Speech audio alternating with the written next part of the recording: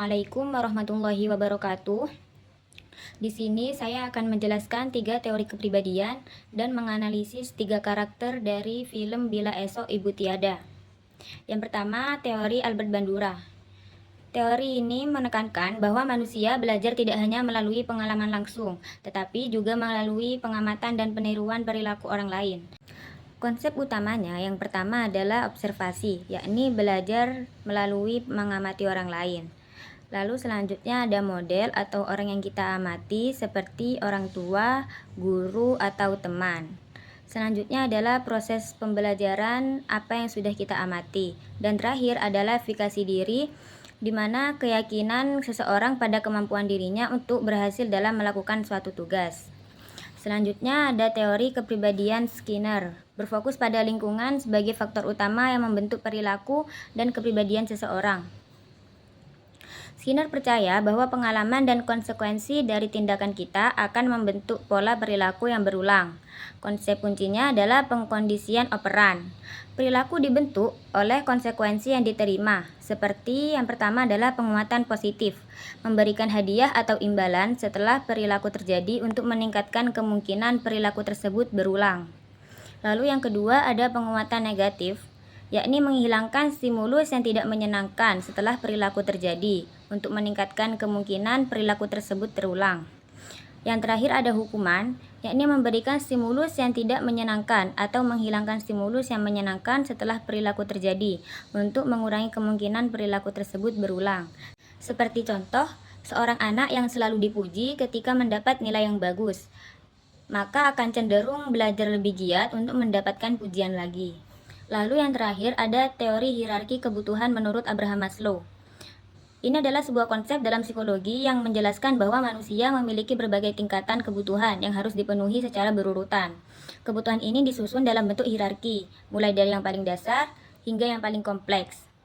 Tingkatan kebutuhannya ada 5. Yang pertama adalah kebutuhan fisiologis atau dasar, seperti makan, minum, tidur. Lalu selanjutnya ada kebutuhan keamanan, yakni kebutuhan akan perlindungan dan rasa aman.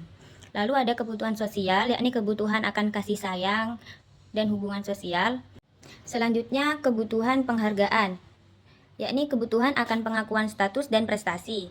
Dan yang terakhir adalah kebutuhan aktualisasi diri. Kebutuhan ini untuk mencapai potensi diri ketika maksimal.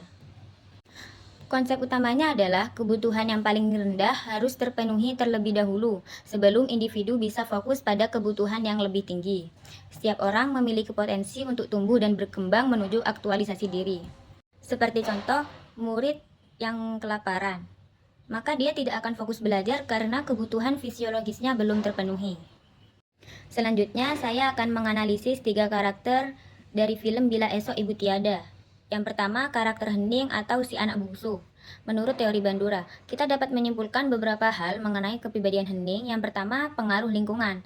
Lingkungan keluarga dan sosial hening memiliki peran yang sangat besar dalam membentuk kepribadiannya yang pendiam dan observan. Sebagai anak bungsu, ia tumbuh untuk lebih banyak mendengarkan daripada berbicara. Lalu lingkungan keluarga yang penuh konflik, terutama setelah kehilangan figur ayah, menjadi stimulus yang mempengaruhi cara hening beradaptasi. Selanjutnya ada faktor pribadi. Jika hening digambarkan sebagai sosok yang diam, ini mungkin mencerminkan aspek kognitif dan emosional tertentu, seperti rasa tidak aman, kecenderungan reflektif, atau kepekaan terhadap konflik dalam keluarga. Emosi yang ia alami akan memengaruhi cara dia memproses situasi. Lalu yang terakhir ada proses kognitif. Hening tidak hanya meniru perilaku orang lain, tetapi juga melakukan proses kognitif untuk menginterpretasikan dan memberikan makna pada apa yang ia amati. Proses ini membentuk cara berpikir dan berperasaannya. Dengan begitu, karakter hening dapat dianalisis sebagai produk interaksi dinamis antara pengalaman pribadi, pengaruh lingkungan keluarga yang penuh tekanan, dan perilaku yang ia amati. Selanjutnya, kepribadian Ranika atau si anak sulung. Menurut teori Skinner, yang pertama adalah pengaruh penguatan positif. Ranika tumbuh sebagai anak yang sangat mencintai ibunya dan bertanggung jawab, terutama setelah mengetahui kondisi ibunya yang sakit.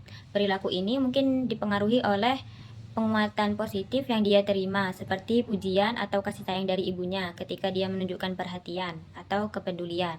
Lalu, pengaruh penguatan negatif. Ketika Ranika menghadapi konflik seperti tekanan untuk menggantikan peran ibunya, ia menunjukkan ketangguhan. Ini dapat dijelaskan oleh penguatan negatif, di mana dia belajar mengatasi rasa takut kehilangan dengan bertindak lebih mandiri dan bertanggung jawab. Lalu selanjutnya, pengaruh hukuman. Misalnya rasa bersalah atau kritik dari orang lain mungkin memengaruhi bagaimana dia belajar untuk menjadi lebih tegar. Dalam konteks teori Skinner, kepribadian Ranika adalah hasil dari penguatan positif, negatif, dan hukuman yang diterimanya sepanjang hidup.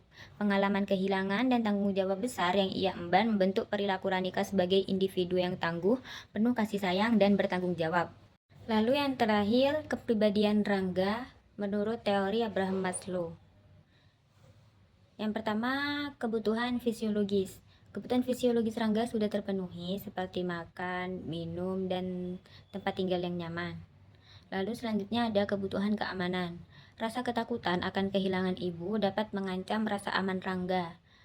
Sehingga Rangga menunjukkan perilaku protektif terhadap ibunya sebagai cara untuk mempertahankan rasa aman.